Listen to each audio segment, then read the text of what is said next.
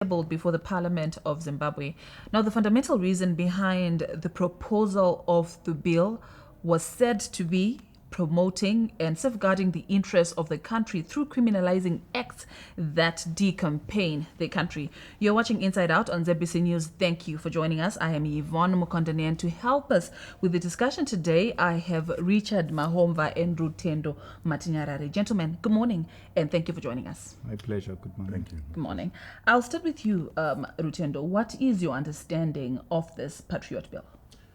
Right. Thank you so much for the question. And what is ironic is I was one of the people that proposed is the it? Patriot bill. Yes. In our fight against sanctions, we realized that propaganda and the utilization of Zimbabweans against their own nation has become a hallmark of the particular the imposition of sanctions in Zimbabwe. So in a document to government, I then proposed that we need to actually create our own act or law that prohibits Zimbabweans from, number one, demonizing their country, decampaigning their country, and negotiating with foreign powers, particularly hostile nations to the nation, on any laws or any issues that could assist the enemy in destroying Zimbabwe or compromising the country.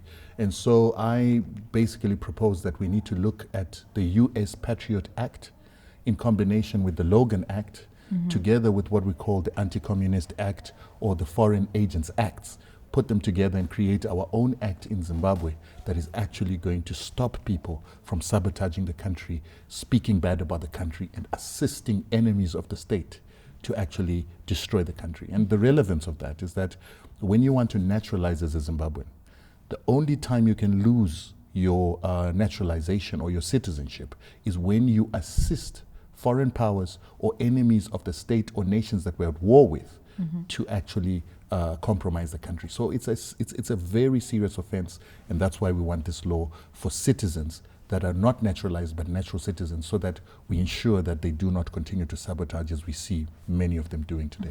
Now, having said that, Richard, who then defines patriotism in line with this bill? Who defines patriotism?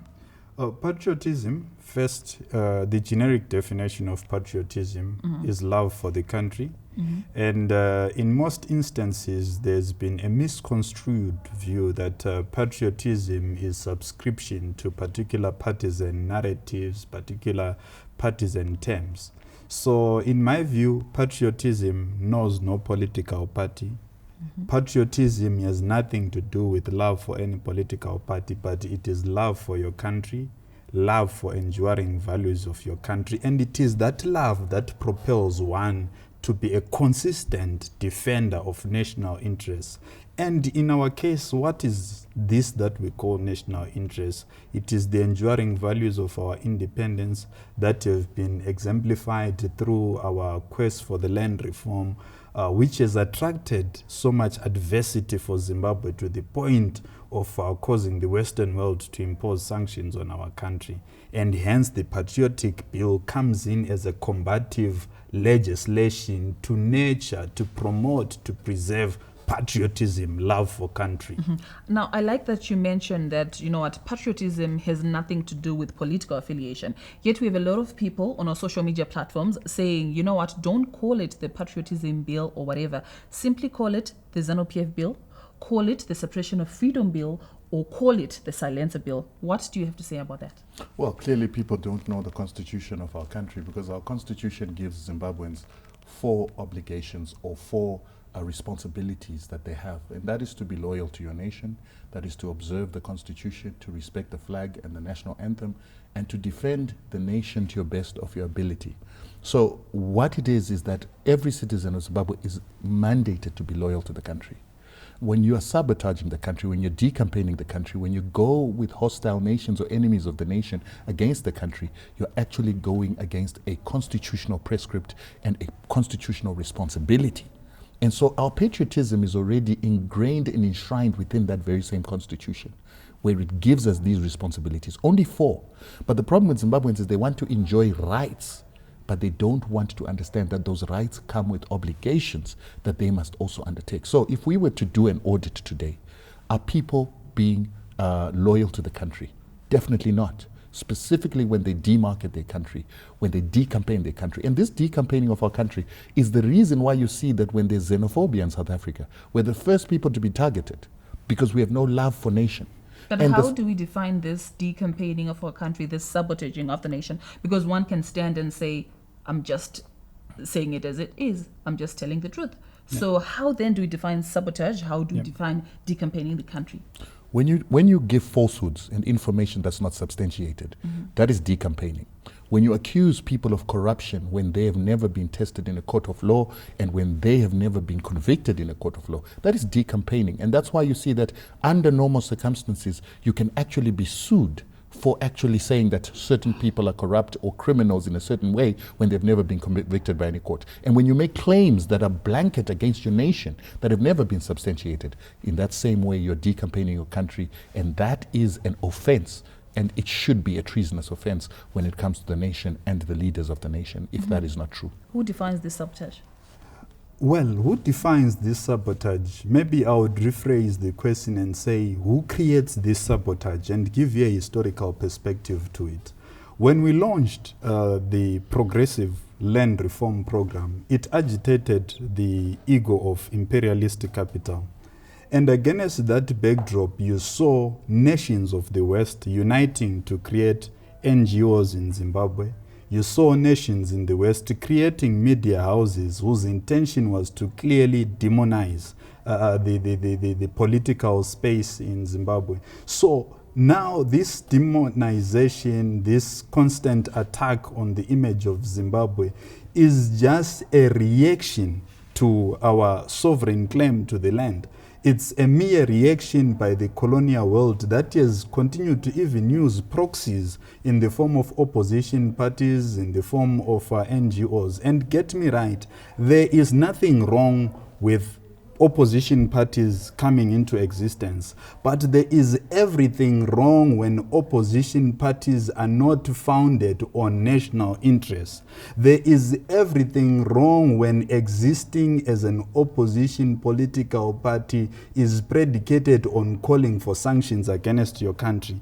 A pure sense of democracy is one that preserves equal political participation for all. But we have not seen that since the coming of the land reform program. So the patriotic bill then becomes a necessary enhancer of that cause of reclaiming the national identity that has been decimated through a foreign-sponsored opposition, an opposition that exists on calling for sanctions against its own country, so that when there is an economic collapse, there is a justification for a regime change agenda in Zimbabwe. So we need to look at it from that broader structural perspective, and that is the context that we need to set the parameters of our debate on. But shouldn't patriotism come naturally? Should it be enforced through law? Yes, it should be enforced through law like everything else is enforced through law. Your need to educate your children is enforced through law. Your need to maintain law and order is enforced through law. So patriotism should be enforced through law, particularly when a lack of patriotism means a threat to national interest, which is exactly what is happening now. I actually think that one of the biggest problems with our lack of patriotism in Zimbabwe, it has resulted in a lack of democracy, where we've got political parties that have no standing, can actually not really put up an argument for people to elect them. So they have actually begun to demarket, decampaign the country and call for sanctions as a means to find their way into the political seat. And by so doing, collectively punishing the Zimbabwean people by lack of water, healthcare, and other facilities through the calling of these sanctions so that people are forced to vote for them. That in itself is a crime against humanity. That in itself is actually taking away the human rights of the Zimbabwean people by a crime against humanity. And that is being done by unpatriotic people that continue to decampaign the country and go to foreign nations to call for these sanctions, even though those foreign nations actually do not have any right to punish anybody or to impute laws or punishment on anyone, particularly without trial and particularly without following international law, which is the UN Charter and other laws that exist. So if a lack of patriotism results in an illegal form of warfare like what these sanctions have brought upon the Zimbabwean people, we need laws, and we need stringent laws to stop that from happening. The Americans do it, the Europeans do it. every other nation protects its sovereignty by creating rules and laws. The sanctions themselves are the Americans creating laws that stop Americans from investing in Zimbabwe so that Zimbabwe cannot prosper, and so that even though those investors might want to invest in Zimbabwe, they're actually prohibited by law from doing that. We need to do the same. And before I conclude, we actually had said to the president, call for a national state of emergency pertaining to the issue of sanctions, considering the fact that the United States called on 3 national emergencies or national state of emergencies on Zimbabwe, a small little country like Zimbabwe, to impose these sanctions. We need to actually have the president consider imposing a state of emergency on the issue of sanctions so that we can begin to have measures to tackle it and to tackle those people that call for it together with this patriotic act. I know we've talked about this, before, and he says, a state of emergency is necessary in dealing with sanctions. And people have said that, there's nothing that you can do in as far as dealing with these so-called sanctions, as people may say about them. They say it's all talk. You can just discuss about it, but then you do not have any way that you can actually impact on the lifting of the so-called sanctions on the country. Well, look at it. The SADC, through its protocol platforms, is engaged in what is now famously known as the 25 October anti-sanctions proposition, which has been escalated to the AU. So it is a clear indication that Zimbabwe's proliferated victimization by the West is seen as a threat to the entire region and the continent. So, if anyone thinks that the sanctions debate is not relevant and it is a debate that should be confined to the ZANU-PF Politburo and the committee member, the Central Committee member, for me that resembles explicit ignorance, because banks are affected by the issue of sanctions, because you know that there is the Office of Foreign Accounts, the OFAC, that is actually limiting certain transactions and all. So the issue of sanctions can actually be done outside the terrains of those that are in power. Zimbabweans should begin to mobilize themselves from the village, from the ward, to say, we do not want these sanctions, because from the outset, the issue of sanctions was to make the economy scream and to have direct impact on the ordinary person. So if our people are not realizing those effects simply because they are being fed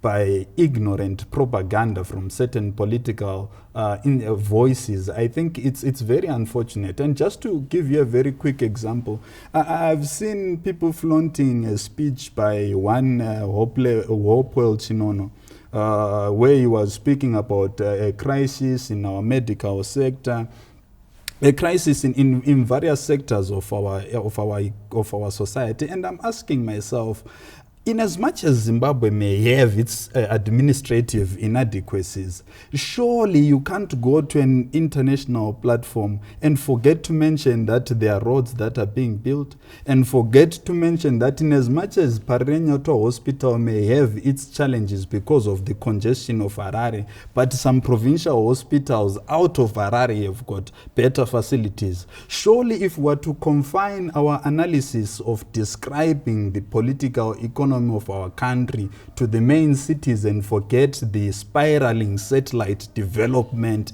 in Kai, the spiraling satellite development in Matabele and South, are we not doing a disservice to patriotic interests? And if we continue to have such individuals, why are we not having the law dealing with that? And for me, the fact that this issue was propagated in 2020, 20 years after the excessive dissemination of our people by sanctions, it's a problem. And the parliament is actually problematic in the sense that it has not pushed this issue to come to law. And our parliament needs to move out of that point of lethargy, and we need the Patriotic Act like yesterday. And can I just add something there? There is something that we can do about the sanctions.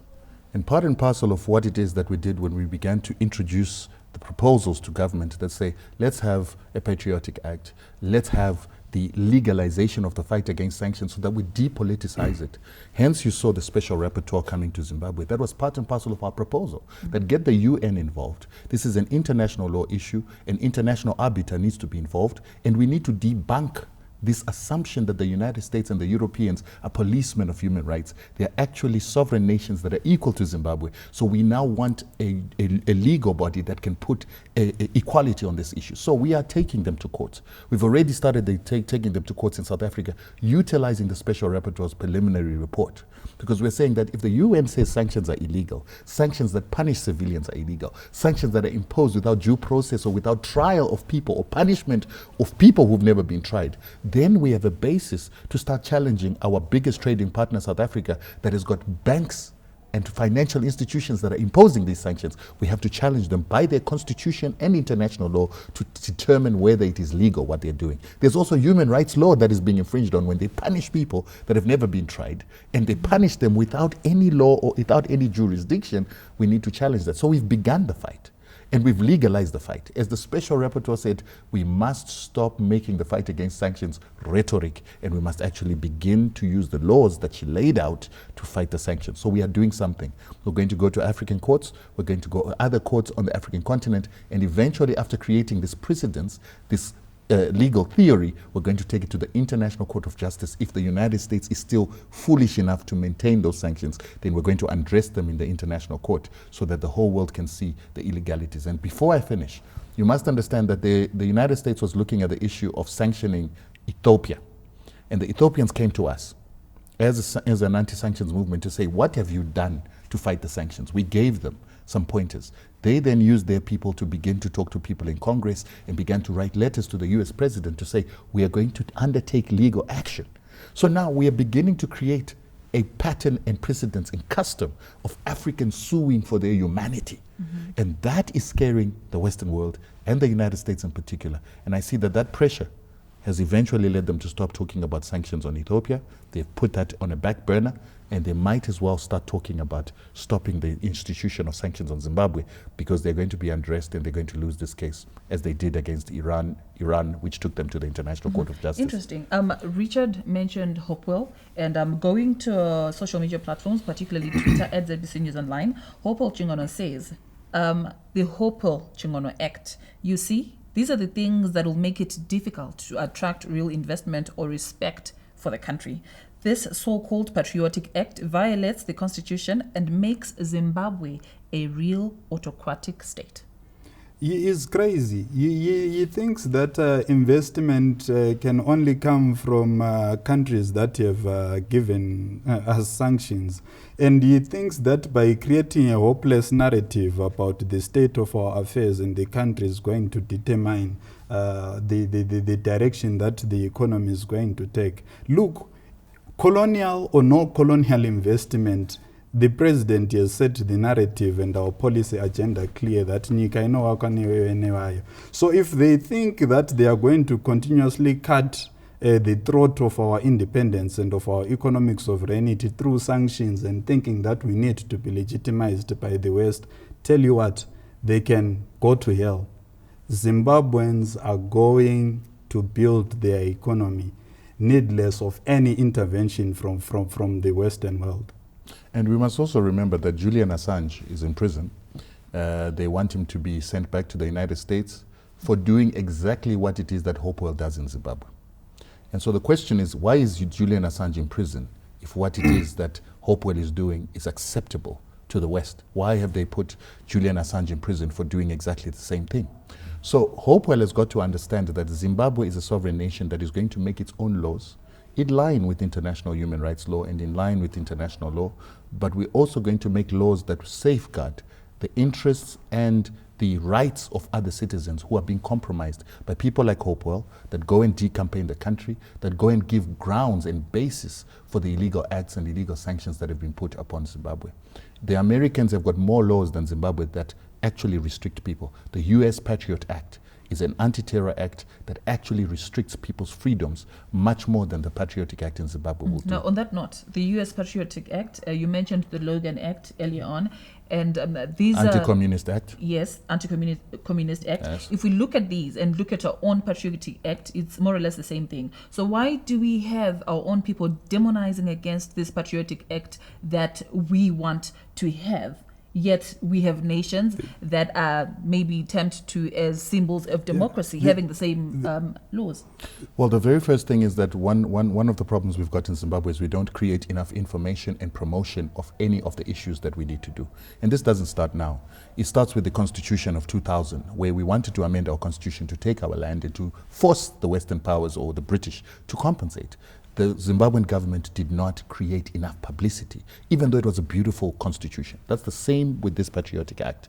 We haven't informed the people on what this act does, how it's going to benefit Zimbabweans, and how it stops us from being surrogates of foreign nations or colonial powers. And that is what we need to do. We need to educate our people. And we need to stop people like Hopewell and others continuing to determine our own laws by imposing Western laws and continuing to have sanctions, forcing our leaders to impose laws that are not meant for us, but actually meant for the sanction senders.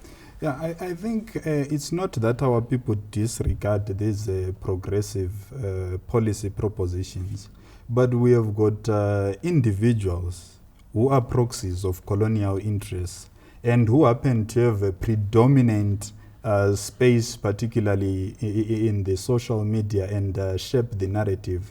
But also, it goes on to point out that even our MPs who are supposed to be, propagating some of these things at a constituency level are not doing that. You would expect that in a situation whereby ZANU-PF is a majority, you would expect that these MPs utilize the resources that they have from within the party structures, from even the parliament, to go into the grassroots and establish, community discourses that promote issues like the Patriotic Act.